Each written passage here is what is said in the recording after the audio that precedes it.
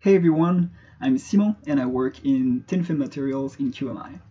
Today I will be presenting Green's function for phonon transport in interfaces. So to do this, I will be going through the derivation of the Green's function for two different problems. The first consists of a continuous Green function in the case of a homogeneous wave spreading across an interface, which is probably a problem that you've all seen before. It is a very simple problem that is mostly interesting to serve as guidance for the second one. The second problem is for a discrete Green's function closer to what we've studied in class, for the case of a phonon going through a finite interface, which we will see as a device. Lastly, I will show a few results we can use from those Green's function, as well as realistic devices, a model of realistic devices that we can compute either numerically or analytically using similar techniques. But before we start, let's ask ourselves why Green's function for this type of problem in particular. So our goal is to make computational models of phonon transport through devices to understand results from experiments. The Green's function approach is particularly interesting in this case because it is valid at low temperature. It's also a straightforward way to derive many physical quantities. The low temperature possibility is very important since in many experiments we are working at low temperature. For those interested, this kind of technique was pioneered by Mingo and Yang for the case of phonon transport in nanowires with amorphous coating, so you can check it out. So let's start with the classical problem of an acoustic wave transmitted and reflected through an interface with varying propagation speed. So we have a string to the left with propagation speed c1 interface and a string to the right with propagation speed c2. We will only be considering the phonons going from the left to the right initially. So in general, this type of problem can be written as a function f equals to L times u, where L is a differential operator and u is the system's response. The system impulse response is a delta function, which defines the Green's function as followed. So we are interested in finding the Green's function because from it we can find back the system response u by simply integrating the Green's function and our original function. So this is our problem. We have a disturbance or input at x equals zeta and t equal t naught, which will propagate through our interface. In this case, we know that this problem will follow the wave equation. So we have the second derivative over x of our Green's function, the second derivative over t of the Green's function as well, divided by the propagation speed as usual. And for the left side of the spring, we equate this to our delta function since we have a disturbance.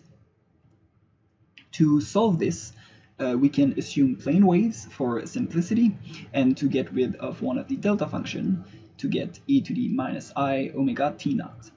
We also, of course, get rid of our time dependence for frequency dependence. Those differential equations have very simple solutions, which are of the form e to the plus or minus omega x over the propagation speed. But however, we now have three regions of interest. We have the region before the disturbance, the region between the disturbance and the interface, and the region after the interface. And we also have six unknowns from our differential equations. But we can get rid of those unknowns from continuity conditions at x equals 0 and x equals zeta, and at the derivative over x of also x equals 0 and x equals zeta.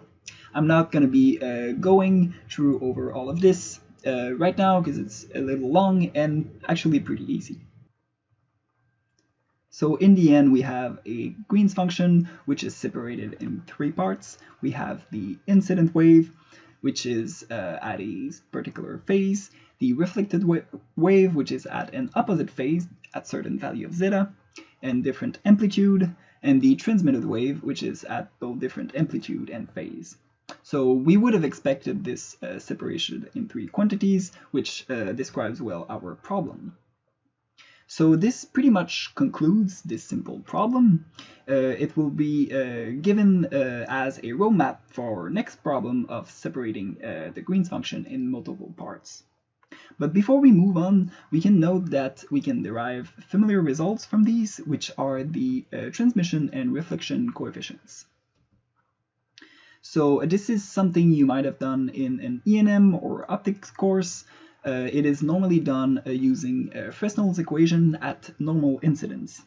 So the reflection coefficient is given as the reflected wave square divided by the incident wave square, and gives the familiar result of C1 minus C2 divided by C1 plus C2 all square. And T is 1 minus R, of course. Now, the use of Green's function was, of course, not necessary in this case, and did not really help for the math. So this problem was really to introduce our next topic. As said before, this next topic is the one of discrete Green's function for phonon transport in a device. This problem will make use of 3 harmonic crystals, so we will expect to get a 3 Green's function. So this is our situation. We have 2 crystals, which we will call contact 1 and contact 2, connected in the middle by a device. And we will have phonons going both ways through the device from contact 1 to contact 2. We can identify a Hamiltonian for each of the points, H1 for contact 1, HT for the device, and H2 for contact 2. Note also that we will assume that these contacts are connected to large infinite reservoir that we can consider to be at fixed temperature to the left and to the right. That will simplify some of the calculations.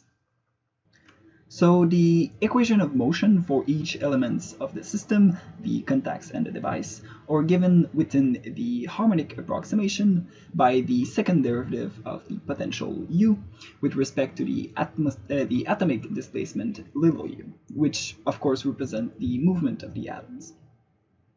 We can define from this the dynamical matrix V just by 1 over the masses. We know that we will be keeping the dimensionality arbitrary throughout all this derivation, so that we can then make it general, and also neglect vector notation for clarity. So this gives us the eigenvalue equation as shown here, omega square minus d, where omega square is multiplied by the identity matrix, since d can be a matrix, and all of that multiplied by phi. Phi being defined as the displacement vectors times the square root of the mass.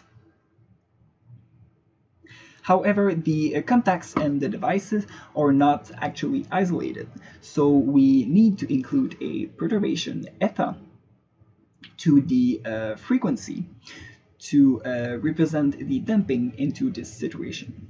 We also need to include a source term, which is going to be defined as S, and that is necessary since we have open systems. So the S represent the transfer of energy from the reservoirs to the both of the contacts. So the terms for the device is going to have S equals to 0 since it's not in contact with the reservoir.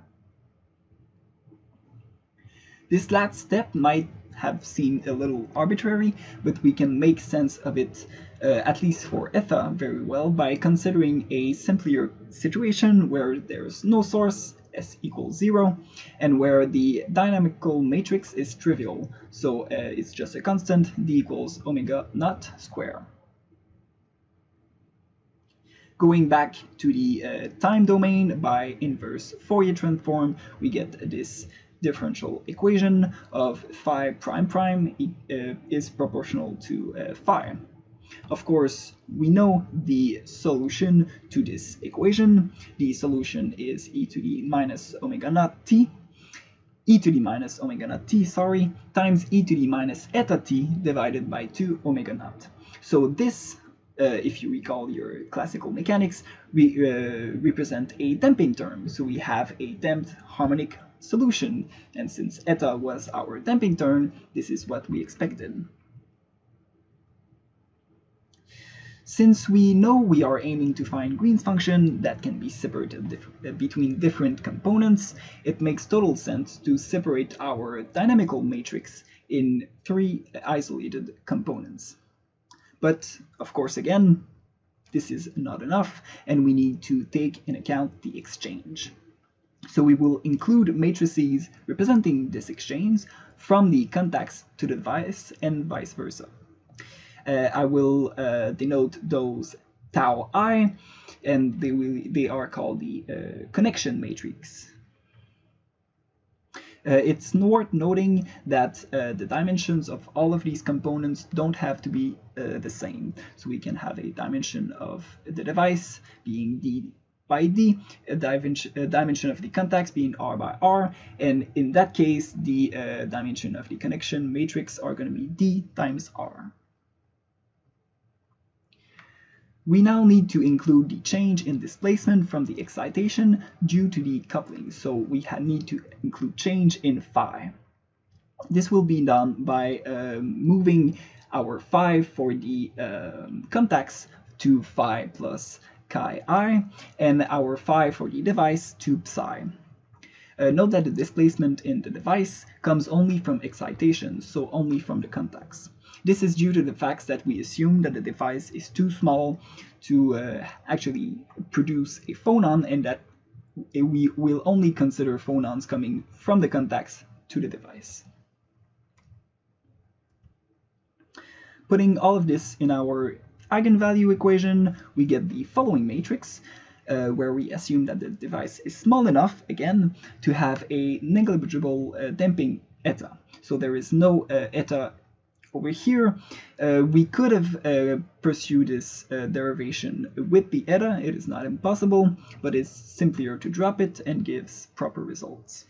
We can also note that there is no reservoir term for the second row representing the device. So we can now easily introduce the uncoupled Green's function for the system. This uncoupled Green's function is going to be for the contact part. For example, if we look at the first row and do this multiplication, we get this equation over here. And from those parts, the two first parts of the two first terms, we actually see that they are the Green's function. We can also define chi1 as being the Green's function times the tau1 dagger times psi. Taking again the simple 1D case, we can simplify much more this problem and recover a result that we are familiar with. So taking 1D and the dynamical matrix being to omega naught square, we get that the Green's function of one of the contact equals to 1 over omega square minus omega naught square plus I eta, which is the same thing we obtained for normal photons in the course. In the second row now, we can get information about the device. So we first have to use the definition for chi that we used in the last slide, and also introduce the self-energy of the contacts, so sigma 1 and sigma 2. These are represented as the connection matrix acting on the uncoupled contact Green's function. So doing this, we get a clear definition of the coupled Green's function over here times S, where S can be separated between both contacts S1 plus S2, which is just the connection matrix acting on the displacements. Physically, this has some meaning. It represents the excitation of the device by the photons coming from the contacts. So from this equation, we get our Green's function, which will be 1 over omega squared minus the matrix from the device minus the both self-energies. With this in hand, we now have our three Green's function representing the three parts of our system, G1 and 2, and GD. We can also find the total Green's function, which is just giving as the inverse of the first matrix. However, this Green's function is actually less useful than the Green's function, as it is often very complicated to include in calculation. Also, we are often more interested into the subparts, especially the device part, when we actually try to model things to compare them with experimental results. So now that we have all those Green's function, there is multiple physical quantities that we can easily derive from them. I will present two of them, but I will skip some of the derivation as it would take quite a bit of time, and the results are interesting themselves. So first we have the spectral function A, which is defined as followed. By taking the Fourier transform over the position, we find this simpler version of A equals to 2 pi times the delta function of omega squared minus omega k squared. Here, the omega k squared are only the eigenvalues of the D matrix, the dynamical matrix. Now, we can note, by being very careful, that the delta function can be expressed as this function, given that eta goes to 0 plus, which is exactly our situation.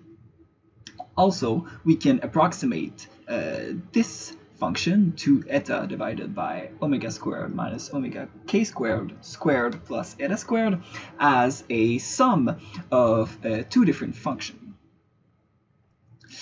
And those functions, if you remember our Green's function, represent the Green's function for the contacts, the Green's function for the contacts minus the Green's function for the contacts dagger. So this ends up actually to be valid not only for the contact Green's function, but all the Green's function that we found before.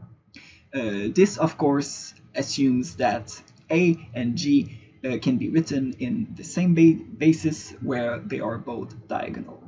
This result is very valuable since now A depends on the Green's function in a pretty simple way, and because we can gather a lot of information about phonon transport through the spectral function.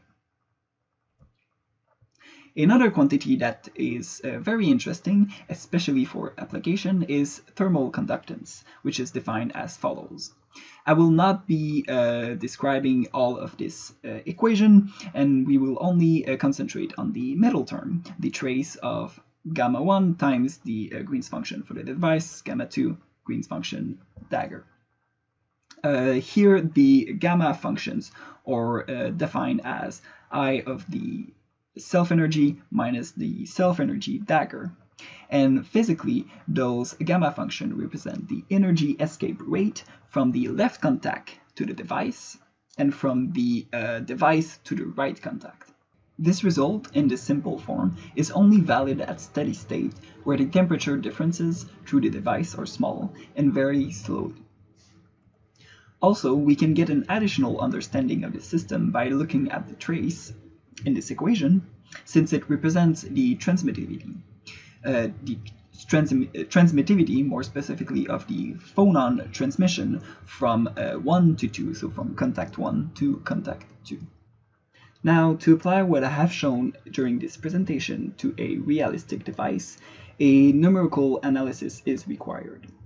However, the derivation we performed should give you a starting point if you ever need to use such analysis.